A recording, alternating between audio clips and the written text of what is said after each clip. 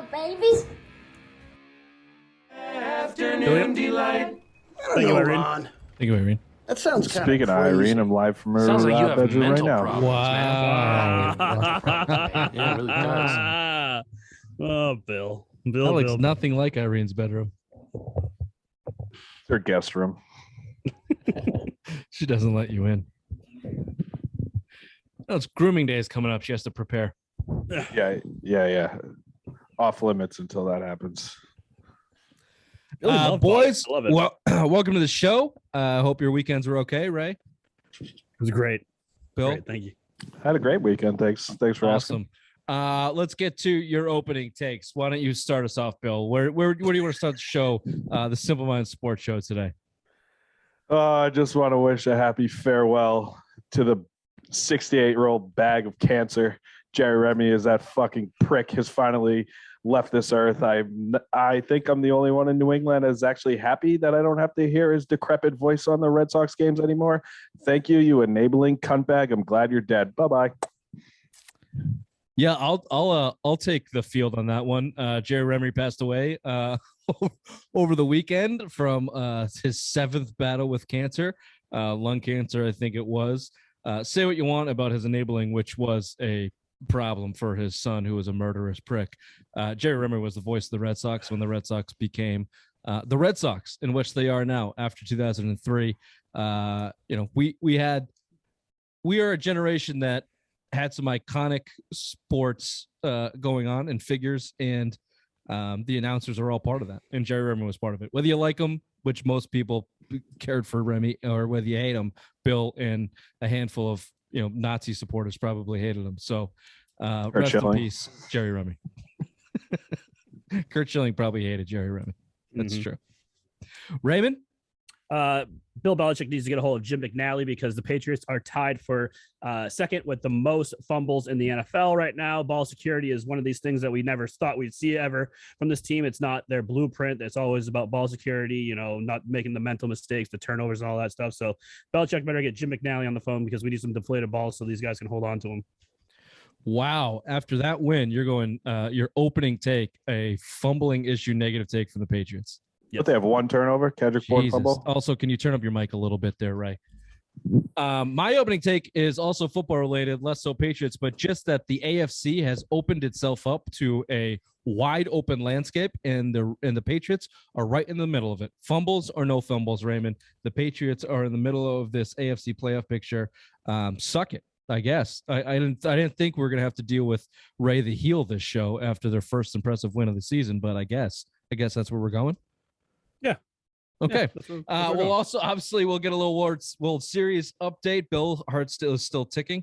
That's good. Still there. Patriots Chargers. A lot of Patriots Chargers, of course. The NFL trade deadline is today as we record this, and as it's released at 11 o'clock every morning during the week, and 12 o'clock. Sorry, at noon for your lunch break, or 3 o'clock on YouTube. Please rate, subscribe. Rate, review. A little Bruins talk. They won, and the Celtics suck again. That's your rundown. Welcome to the Simple Minds Sports Show. Fat Tuesday, November 2nd. Woo!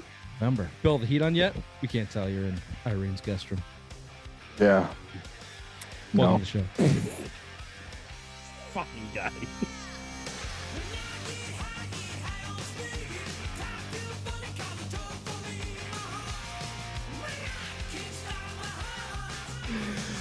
As always, we are brought to you by White Birch Brewing, the best craft brewing in New Hampshire, in Nashville, New Hampshire. Ray, address, please.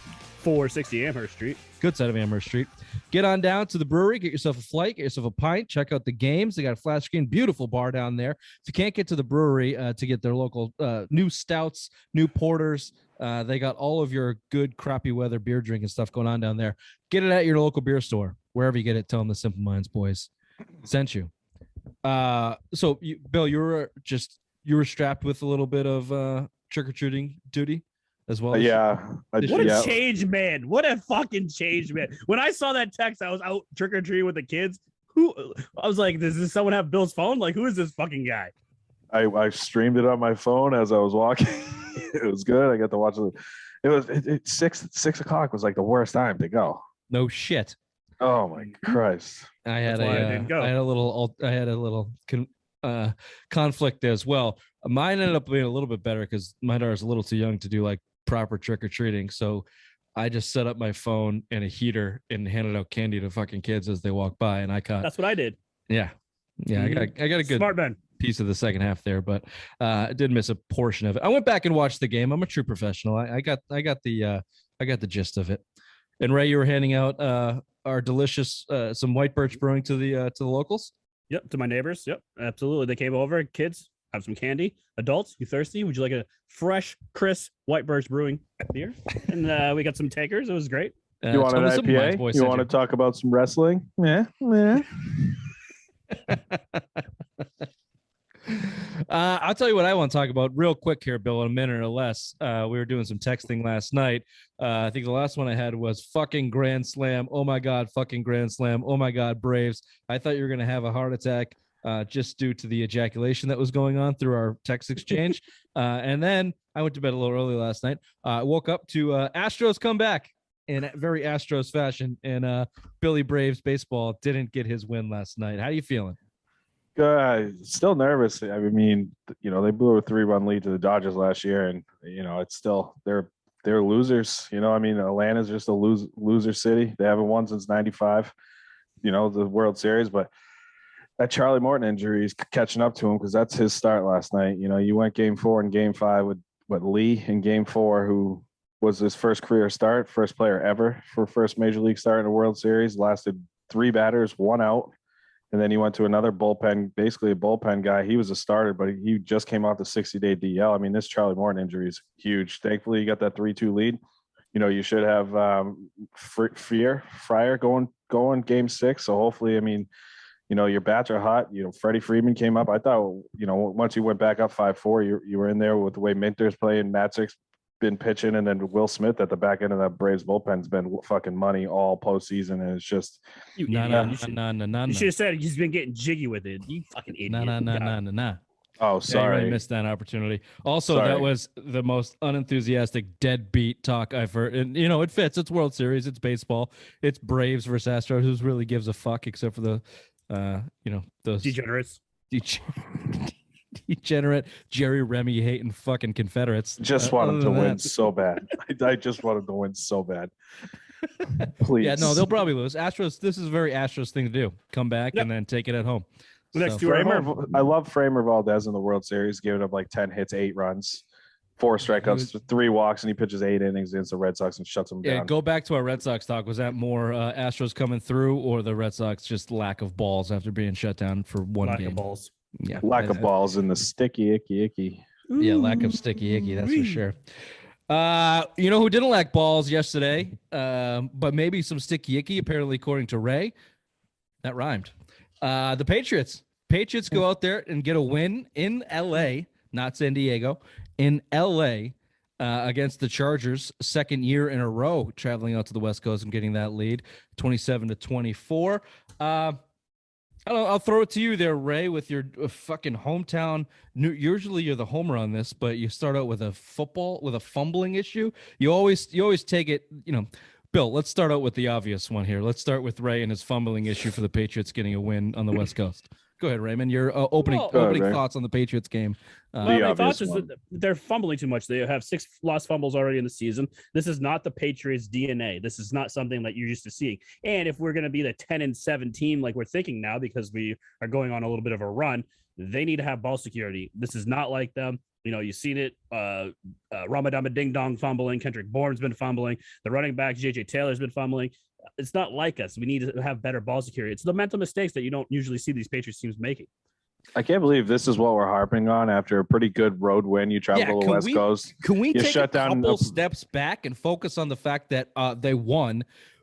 Not handily, but they had a 10-point lead with 2 minutes left in the game. And if it wasn't for some garbage touchdown by your worst cornerback that never should have happened, you would have won this game by 10, kind of going away with it after Mac Jones, your rookie quarterback, worst game in the year. Start, had a real shitty game in the middle for the majority of the middle of that game. But then when you needed him, went 4 for 4 on a 7-minute game-ending drive that ended in a field goal because they kind of wanted it to end in a field goal. They weren't going for a touchdown, yeah.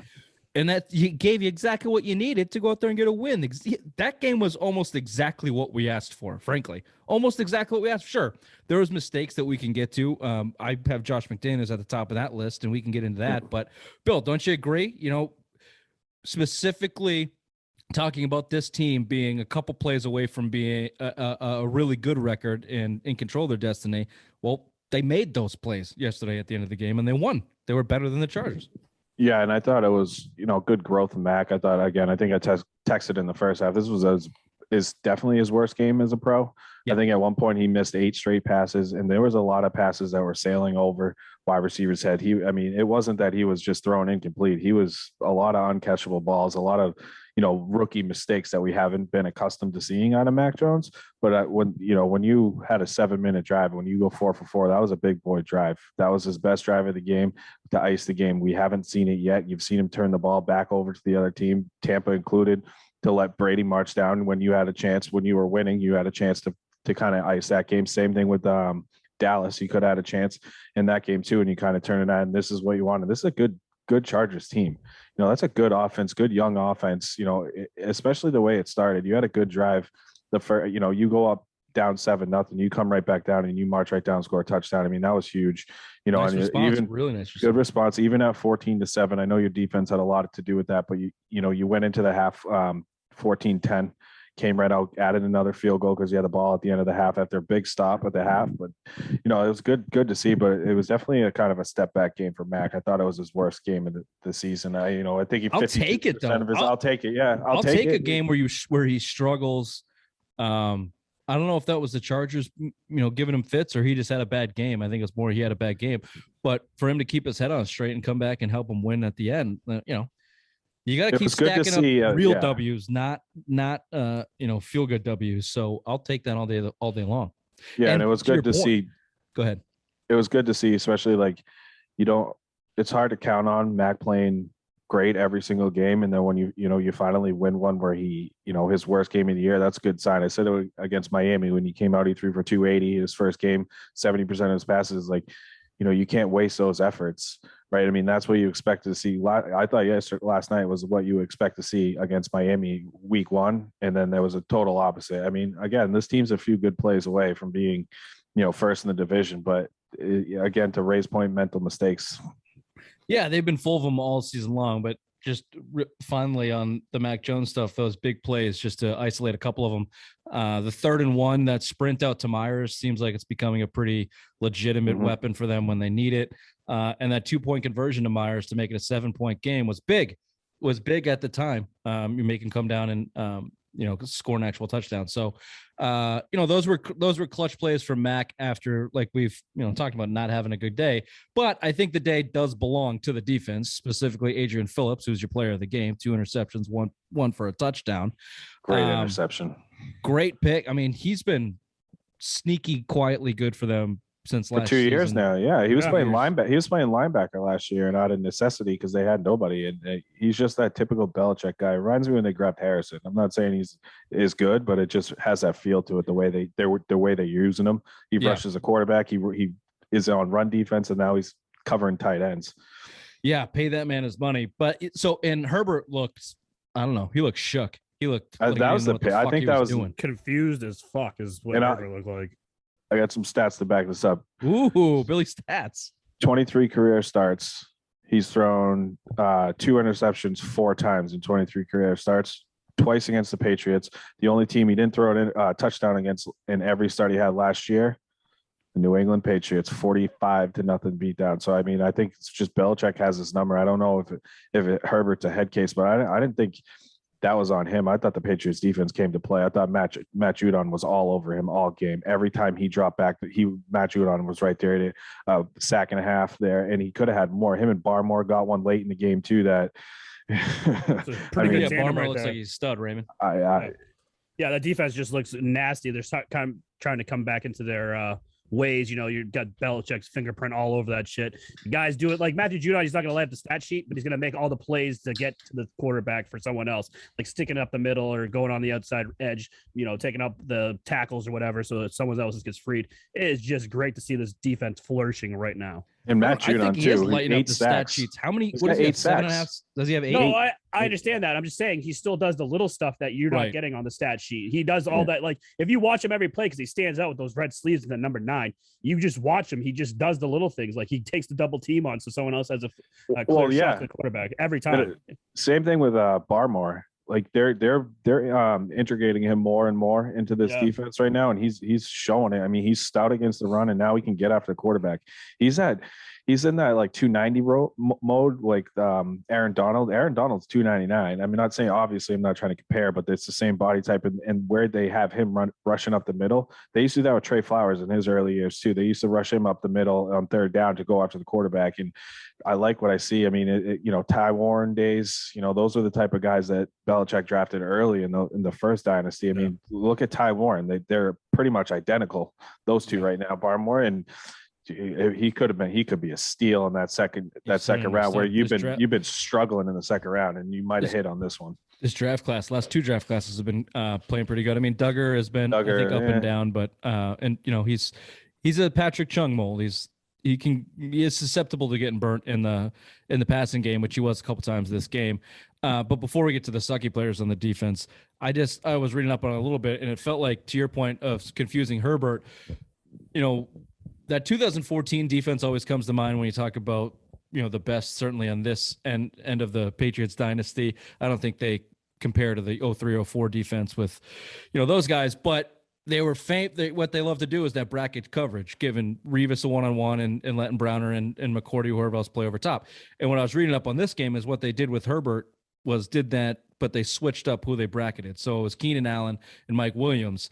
So they would just switch up whoever J.C. Jackson was going one-on-one on. So every series, Herbert would have to relearn that. It doesn't sound like that big of a thing to figure out like who's got one-on-one coverage, especially if you're 5 or 6 plays into a series. But he struggled with it, and you got to give credit to the Patriots. They were switching it up, and that defense has enough creativity, experience, knowledge.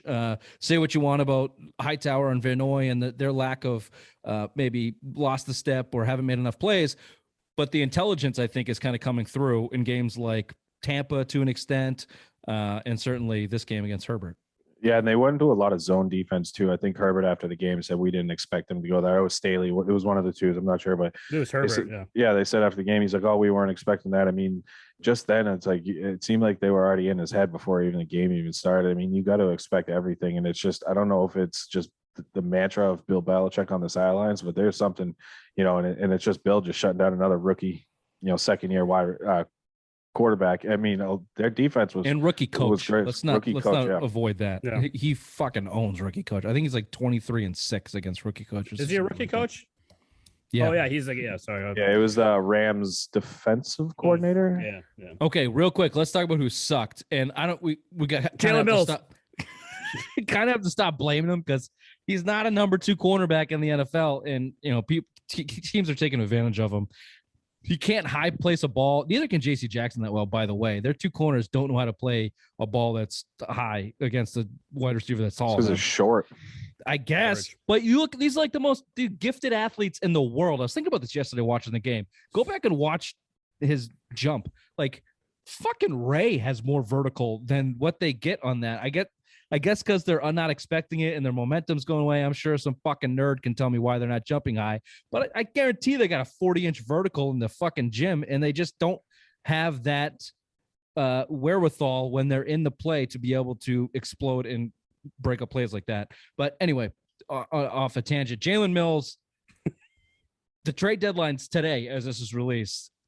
I would love to see him address that cornerback position. I know that they've signed a couple guys, but there are a couple guys out there. I think they just brought in. Yeah, but these are like practice squad guys or interchangeable guys for blows. That's it. You need a number 1 cornerback.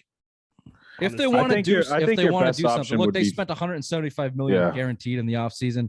No, I know. I find it hard to believe that they'll go do more, but I don't know. You can never count them out. And if Bill Belichick's looking at this and saying, I got 2 years, 3 years, 5 years left, and we have a chance. I don't know. That's clearly where they need help because Jalen Mills is playing out of position and getting taken advantage of. Yeah, I mean, again, he should either be a safety or more in the slot and out of necessity. with Or Gilmore matchup being guy. gone. That's what he was doing in Philly. Yeah. They were placing him everywhere. He was He was not an bad. inside guy, wasn't he, in Philly? I thought too. Well, yeah, that's what that's what Belichick brought him in here for. Let's be honest. He thought Stephon Gilmore was coming back, and he could put Jalen Mills wherever he wanted him on the defense to be his little wild card. And we know how he likes to do that with guys. But it just hasn't worked out that way. They can't trust Juwan Williams on the outside. They can't trust Michael Jackson, or anyone else. They signed Miles that kid Bryant, from Baltimore who hasn't seen the fucking field. Sean Wade. He's got a concussion. Yeah, he's out. Pussy. So I just, that's certainly a place that we, start looking at. Maybe not for the next couple games. Before we get to this stretch coming up that looks pretty favorable at this point for the Patriots. Real quick, let's touch on that running game and the offensive line. Do we think it's quote unquote fixed? 140 yards and 1 touchdown for the Patriots running against basically the worst run defense in the NFL. Owino over there at right tackle, he should be basically just be given the MVP right now because Mac Jones, although he still got bloodied yesterday and got hit a couple times. That was after the whistle. One sack, and he took a bullshit roughing call. That was a beat, maybe 2 beats late off that fucking whistle. But I don't know. What do you think of the offensive line and the run game, wherever you want to take it, Raymond? Everything's good except for Isaiah Wynn. That guy still looks lost as fuck as left tackle. I think everything else. Another holding penalty today. They're 3rd in the league in holding penalties, I think. Yeah, everything from left guard over to the right tackle is great. That left tackle position, Isaiah Wynn, god awful.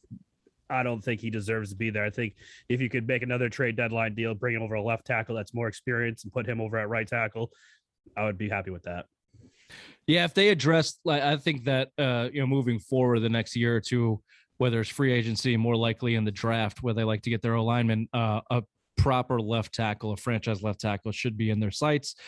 I don't think Wynn's bad, but I think certainly he would be a better player as a left guard, maybe even that right tackle spot. But if you can go get a young left tackle that's legitimate, then now you're looking real good with Wynn, Owino, and some young guy at left tackle. Honestly, if fucking Trent Brown could get healthy, I mean that might be.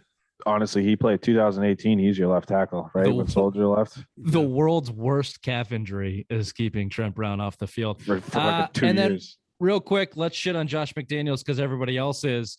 Clearly, I'm talking specifically about the series at the end of the first half. The ball on the 1 yard line, 3rd down and 4th down. You throw it twice. The 4th down play is a fade to Jacoby Myers, who's never caught a touchdown in his career. Is I don't know, 6'1", maybe, not even. Probably. If you're going to throw a fade, I'm throwing it honestly, and as much as I hate his guts, I'm throwing a fade into N'Keal Harry.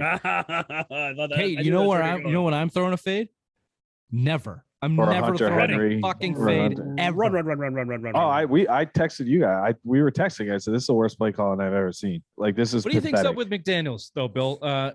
Earlier in the season, they're at the 18-yard line. They give Brandon Bolden the ball 2 times in a row. We crush him for it. Now they're at the 1 yard line against the worst run defense in the league, and they don't give it to Damian Harris, who is proven to be a top 5, 6, 7, 8 back in the league right now. Do you think he's just in his own head? Is he trying to get too cute? Is he just lost his touch in the red zone? Is the team too new? Can we expect them to get better? Because he's ass backwards right now as the season comes to the point. He also doesn't have Brady at the line of scrimmage telling him to basically go fuck himself. I'm running whatever the fuck I want. I think that's a big thing of it. But no, it's like he's kind of lost his little touch. I think, he's listened to the noise. Like we've been hammering on him for not going forward on 4th down. And then finally it's like his red zone offense has been in question for the last 2 years. And now there's not an excuse that it's Cam Newton behind center. I mean, you went out and spent $80 million on 2 tight ends, including Hunter Henry, right, who should be your red zone target. And again, if you're going to throw a fade route, Hunter Henry and N'Keal Harry, guys with speed, size that you got, not Jacoby Myers, who hasn't caught a touchdown pass in his entire life, or run the ball like that. You're trying to get too cute, and like it makes no sense. You had 140 yards rushing, including a lot in the first half. You were gashing them in the first half. You had the chance. You could have fucking ran it in with Mac Jones. He could have sneaked it right in behind David Andrews. The play was there, and it's just why you just gave away points. And I think it would be exemplified more if they lost, because you're looking at that sequence, 3rd, 4th down is what cost you the game. You're lucky that you had Adrian Phillips fucking pick 6 to basically win you the game. And then you had a Mac Jones. Finally, you came together on a drive where they weren't trying to score a touchdown, and they did just what they want to do, and they gashed him on the ground, and it was game over. If you didn't, that sequence was that bad, and it's not talked about as much as it should be because they won. Well, to Ray's point, it wasn't a perfect game. You let's call that let's call that 7 points you gave up. Right, that should be a touchdown from the one. Nick Folk's automatic. The Kendrick Bourne fumble is at least 3. That's Can you say that points. again? Nick Folk's automatic. Wow. Who would have thought we'd ever say that? He's 46 of 49 in field goals since last year. And the only one he's missed this year is 56-yarder against Tampa in the rain. Never should have kicked it. Wait till we'll be in Carolina when he misses everything. We're there to fucking boo the shit out of him. But I think he's missed like he's missed like 2 extra points. He's missed a couple extra points. But my greater point here, and we'll move on, is they left at least 10 points on the board. And again, you can't do that if you want to be a good team. And I think the point here is we need to stop judging them against a good team. They are an okay team that's getting better.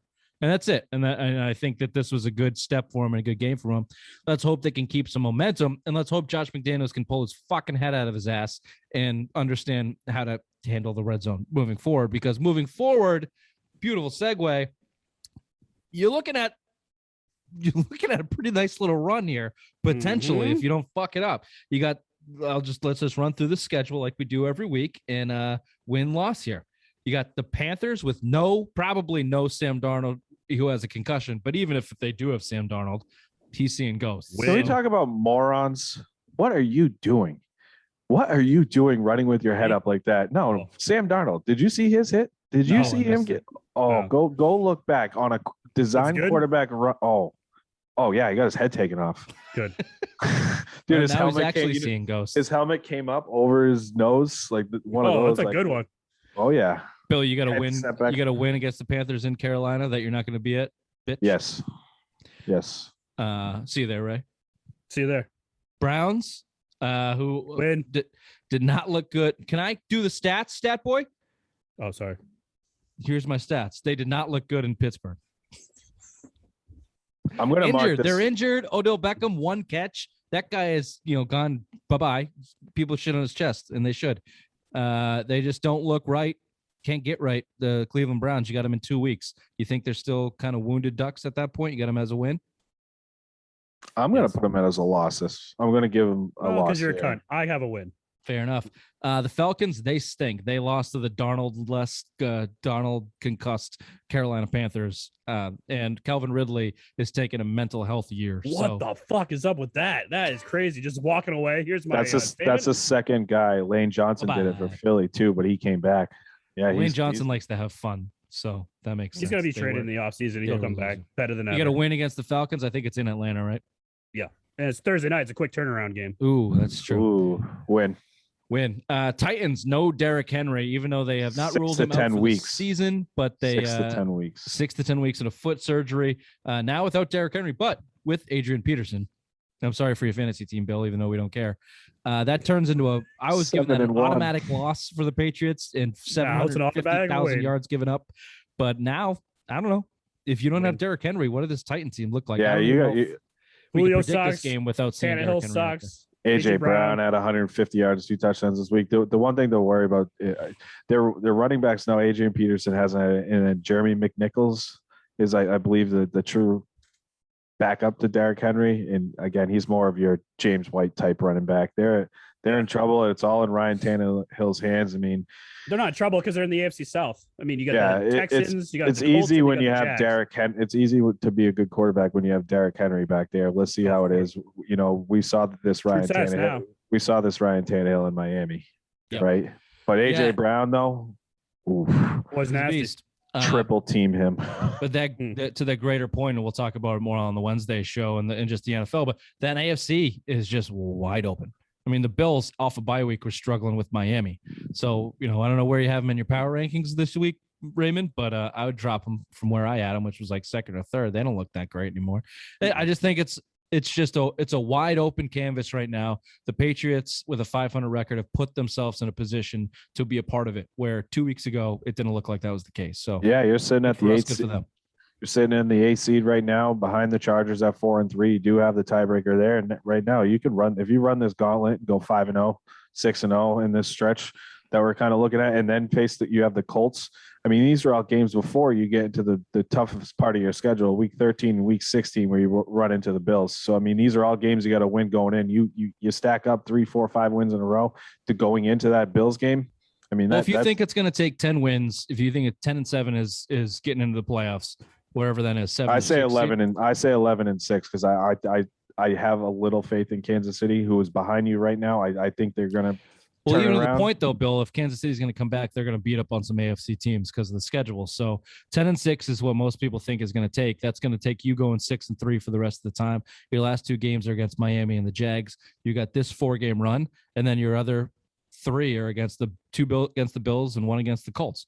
So yeah. And after watching Carson Wentz play, I know we're going to get into this Wednesday show, but that interception was so fucking bad. They are so lucky to even get into overtime, right? That was in the fourth quarter. That set up. Yeah, that Titans defense shit the bed in that last drive against Colts.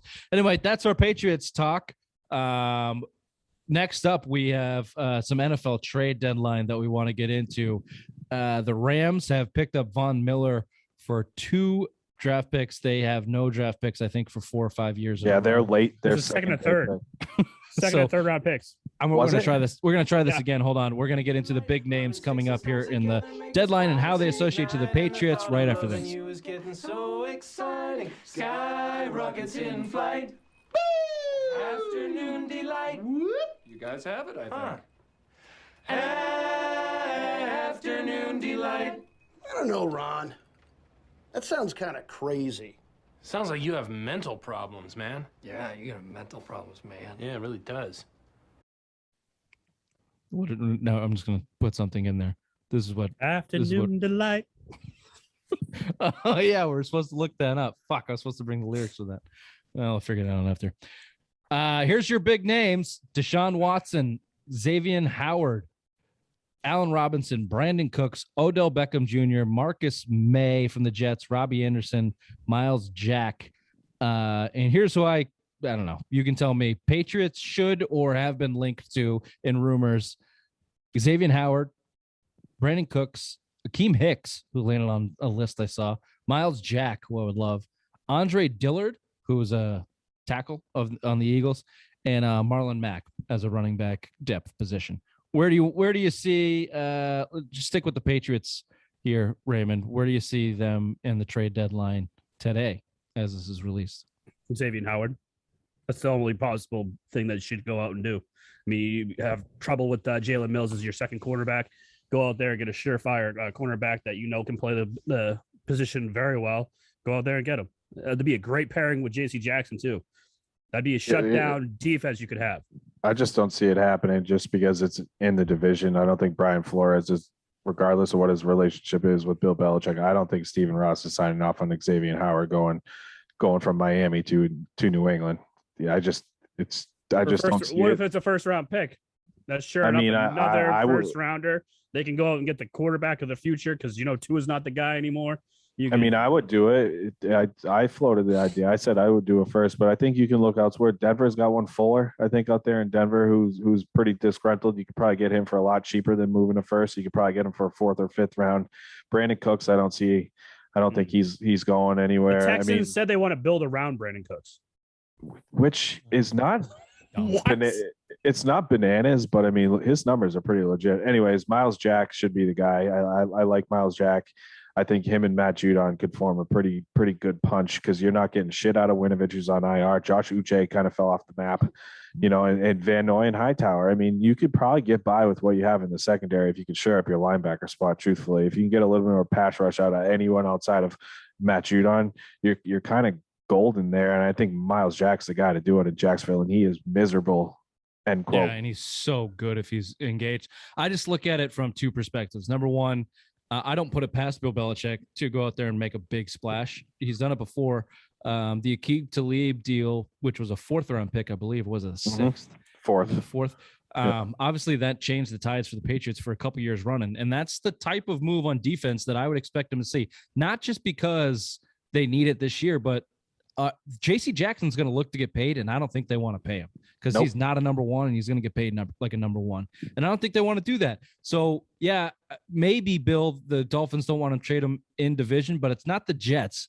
It's not like Patriots-Jets relationship where that's never happening. May would look real good in a Patriots uniform. That's a guy. And that's not happening. So I don't know if the Dolphins feel that way. They got shitty fucking ownership. If they get the right deal, I think they'll move him. And if Howard forces his hand, I also think that'll move him. And he's getting paid $14 million a year for the next 2 years. Wants more though. He's got a guarantee next year, and he's got a couple fake years at the end. And he's 28 years old. That's a perfect guy right now for the Patriots. I don't know if they can pull it off. I don't know if they will. Probably not. Mack is another guy. Their linebacking core, you just laid it out, Bill. They need help. They need guys for the future. He's less than 28. What is he, 26 or something? He's only been in the league for 4 or 5 years. I'd love to see that. But let's be realistic. They spent $250 million in the offseason. They're probably not going to spend a lot more money. I don't think they can cap wise. They would have to do some. Well, they moved Gilmore. That freed up what $7 million on caps and cap space. His cap number was what 16 million. Yeah, and they brought in Collins, which is nothing. So, by the way, where the fuck is Jamie Collins? Nowhere. He sucks. I'd love to Miles Jack is 25 years old. Oh, I'd love to see it. I don't think you see anything like that. Akeem Hicks is also getting paid a shit ton of money. Love Akeem Hicks. I put Andre Dillard on there because I would like to see some linebacking depth, or I'm sorry, offensive line depth. And he's a tackle that, if win or a win will go down, we're fucked. Good luck, Mac. Good luck. Dude, I've been saying a window on right tackle since Brown went down, and it finally took him till last week to do it. It's like, what the hell, man? I understand trying to fix a problem with creating another problem. That's one of those things they don't like. But Ferentz or whoever the fuck they brought in for Miami, the center that they have at guard right now, or that Karras. I always get those two mixed up. Yeah, Ted Karras, who's starting at left guard now. I mean, guy's a center. He could slide over, and if you really needed to get too creative, you could have put fucking David Andrews there, who could play there too. So I mean, there was other options. Yeah, they waited too long for that to happen. Deshaun Watson, yes or no? Is he getting moved? No. Again, because of the 22 sexual assault cases against him. 22. I think he's trying to settle. Peter King laid it out today. If he had just said, "Hey, here's $3 million," paid him all off, took his 6-game suspension, he'd be playing right now, or he would already got traded, which is what he wanted. Yep. It'll be interesting. A lot of people are saying this is going to be more of a quiet deadline compared to years past in the NFL, but Von Miller going for a couple draft picks was a good way to start it off. I don't know. I'd like to see some fireworks. Dude, that Rams team now, they're going for it. Good for them. They have no draft picks next year, pretty much. They got to win. They got to win this year because they're fucked moving forward. Aaron Donald, dump Von off Miller, half the team in a year. Yeah. Oh yeah. Yeah. Oh yeah. Because they better win. Jalen Ramsey and Aaron Donald, the two of the highest paid players in the league. Matthew Stafford's going to want to get another contract up here soon. I think he's up after this year or next year. I think he's got one more year left. He's going to want to get paid. So, I mean, there's some guys that you got to replace your left tackle, Andrew Whitworth. He's out. He's 40 years old. They got some holes and no money to do it or draft picks. They're going to be terrible in the next couple of years. Well, this is why they sold out to win. Good. No, that's what I'm saying. Good for them. I mean, but if they don't win the Super Bowl this year, it's a fucking all for nothing. It's got to pay off. Yep, it has to. All right. Well, next up we have the Bruins winning in shootouts. Charlie Coyle with a nice little win. We'll get to that right after this. You guys have it, I think. Afternoon delight. I don't know, Ron. That sounds kind of crazy. Sounds like you have mental problems, man. Yeah, you got mental problems, man. Yeah.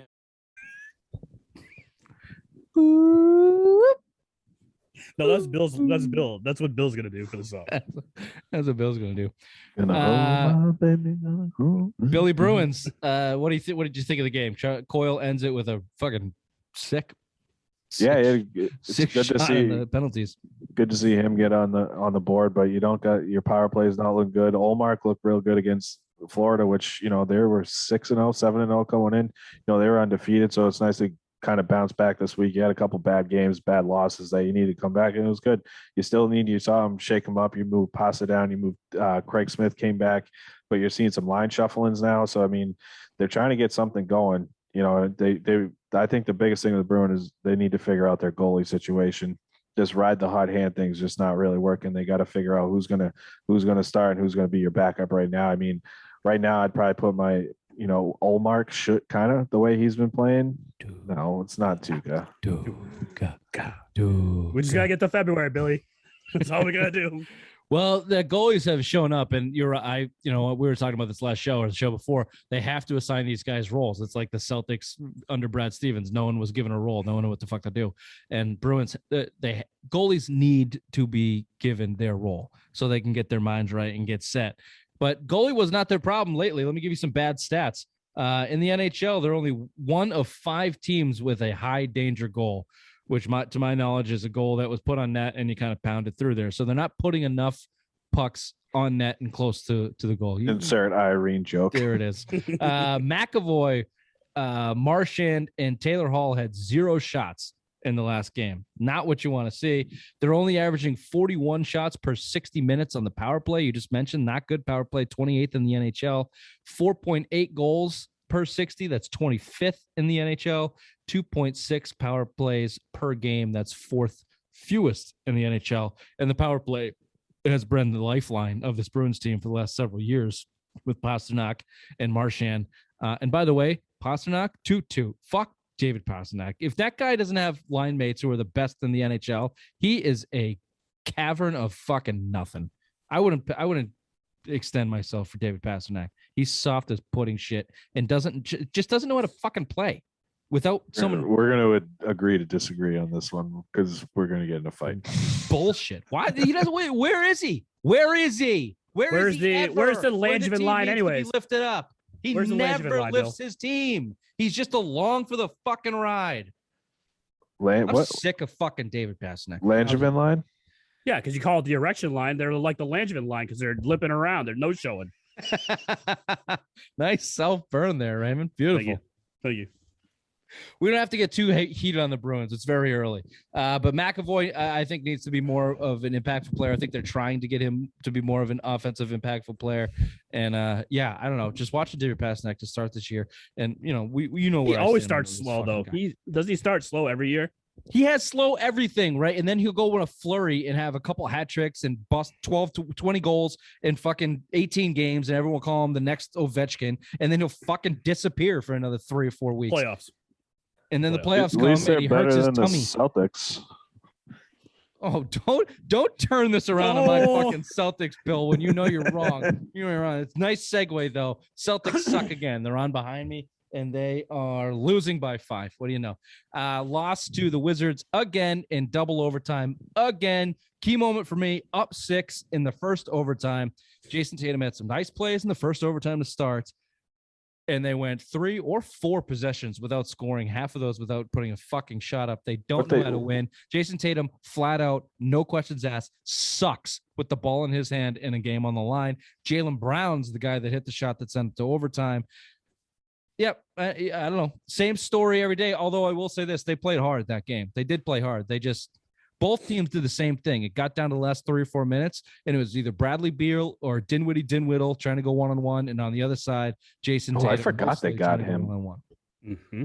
I'd love fucking Dinwiddie. He actually hits big shots. He was a Celtics killer when he was on Brooklyn. He dropped 50 again when Kyrie was out that first year, right? Him and the other guy that's on Indiana now, who's a Levert. Oh yeah, Cassius Levert. Yeah, no, it did this out. They shot like 2 for 30 from 3 or whatever. At some point, was it that game? 0 for 19 from the 3 and just 2 kept for shooting. 26. 2 for 26. At some point, don't you, as a coach, don't you say, "Hey guys, can you drive to the hoop a little bit? I know the foul calls have changed, but you guys are 2 for 26. Can you at least please drive to the hoop, dude? I can burp all I want. It's a fucking guys show." Nobody likes to hear that. I'll just say this, right? Their offense sucks. Their offensive scheme sucks. It's a motion scheme, pick up top, and then try and find the mismatch and go one-on-one. Now, to their credit, I guess most of the NBA is like this now, and it's kind of turned into a pretty shitty product, frankly. But can't you adjust? can't you fucking adjust? You're a new coach. You're doing the same shit as the old coach, and your players are not good one-on-one. Jason Tatum sucks one-on-one. Jason Tatum developed a back-to-the-basket game on the post. He would be very, very good. If he eliminated the dribble drive from his game and just went back to the basket, got himself down there, got a couple pump fakes in his game, and drew fouls that way, he would be an excellent player. But he can't dribble drive, and that's what they're relying on. And it's not good. It's not good enough. It's infuriating to watch. But more importantly, it's the same shit. They just don't know how to close, right? They don't know how to win. They don't. They got a loser mentality. By now, the Jays are reaching that time in their career where they should be turning the page and being these guys leading by example, being able to take over games. They're not doing that. Jaylen Brown is the only bright spot of this whole franchise right now. Jason Tatum. If you could get fucking 12 first-round picks for him, I'd fucking send his ass away because he does not get it. He has a loser mentality. These guys idolize Kobe Bryant, and they always want to be like him and mold their game around Kobe Bryant. Kobe Bryant had a killer mentality. That's why they call him the Black Mamba. He fucking could dice you. He could take a game over. He calls himself the Black Mamba. Well, everyone calls him that. Called. Yeah, but he could take the game over. He could close out games. He could do it all. These guys, why don't they start looking at the fourth quarter of Kobe Bryant and what he used to be able to do? He just made $400 million. Body armor just got bought by Coca-Cola. Kobe's cut us at $400 million. You mean Vanessa? Someone did this exercise about because they're all Jason Tatum wants to be Kobe Bryant and blah blah blah, and when do most players win in their NBA career? And they said, someone said, when did it took Kobe a little bit of time to get there. Kobe won his fourth year in the league. Granted, he had Shaq. With Shaq. Yeah. Shaq was 29, so it's around that 27, 28, 29 where these guys finally kind of break through. So whatever. If you want to wait 3 or 4 or 5 more years, that's what it's going to take for Tatum and Brown because they're 24 and 23 years old or 24. Well, hopefully it doesn't take 25. that long to wake the fuck up because they need to wake up. They need a fucking slap in the face and wake the fuck up. It's fascinating to me watching these kids play basketball. And I guess maybe it's just because we're getting older and how transparent their play is that everyone says not to do. Like, don't be a ball hog. Don't be a hero ball player. And then you get out there and you're watching them play. It's like, this is exactly what you're doing. Don't you know this is not what you're supposed to do? Like, can't you be better? The fundamentals are gone. The fundamentals are gone. All it is now they want to idolize Steph Curry and just jack up threes all the fucking time. But now. Steph Curry won a lot. And I'm just saying, back when we were if you kids, watch it wasn't Steph that. Curry It was play, yes, he's the greatest shooter in NBA history, and yes, he launches from the logo and dribbles at it. But if you watch Steph Curry play, he's a fucking awesome basketball player. He knows how to work an offense. He knows how to defeat he's 6'3" and 100 pounds. He can't hold up he sucks. Yeah, but that's not a fundamental standpoint. It's just size standpoint. Offensively, he's not just the guy that jacks shitty threes. He knows how to run an offense and get his shot up and win. So nobody should try and be Steph Curry because they can't. It's like trying to be Jordan or Kobe. You can't. It's just frustrating to watch. What's the score real quick? That's 46 to 37. Bulls are currently winning. On a 15-0 run. Okay. This has been the Seven Mind Sports Show, Fat Tuesday edition, November 2nd. We'll see you on Wednesday. Bye-bye. Bye-bye. Bye-bye.